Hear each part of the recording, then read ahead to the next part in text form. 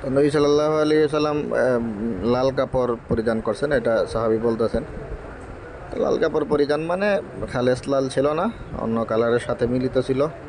তাছাড়া হাদিসের বর্ণনাটাও দেখতে পাইতেছ এখানে রাতের কথা বলা আছে। রাতে তো দেখার মধ্যে একটু অস্পষ্টতা হয়, আর সাহাবী অস্পষ্ট দেখছেন, অস্পষ্ট বর্ণনা করছেন, সেটা অনেকে বলেন, কিন্তু সেই তাবিলে যাওয়ার দরকার নাই। এখানে রাতের বেলা লাল কালারটা যেহেতু অন্ধকারে এটা কালারটা ফুইটা উঠছে, যে কাপড়ের যে কালারটা বেশি ফুইটা উঠে মানুষজন এটা কি ব্যক্ত করে দেয়, সেই হিসাবে লাল বলা। যদিও ফিল জুমলা পুরা কাপড়ের বিচারে লাল খুব কম অংশেই ছিল, তো অনেকে এই কথাই বলেন। বহুয়া মা কানাত খুয়ুতুহু হামরা। হ্যাঁ,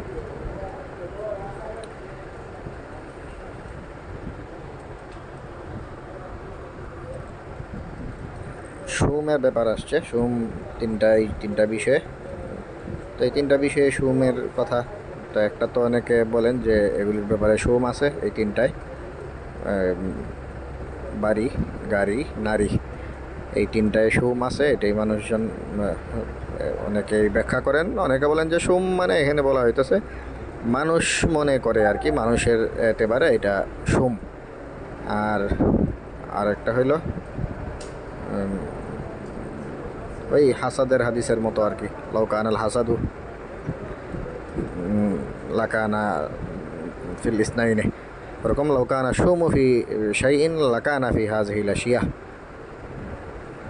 আর আরেকটা হইলো এটা ব্যবসায়ীরা লসের মতো আর কি। ব্যবসায়ীরা যেমন আম, লাভ হওয়ার কথা ছিল 2 লাখ, লাভ হয়েছে 1 লাখ, এটা 1 লাখ লাভ করবো না, করবো যে 1 লাখ টাকা লস হয়েছে আমার, ওই রকম।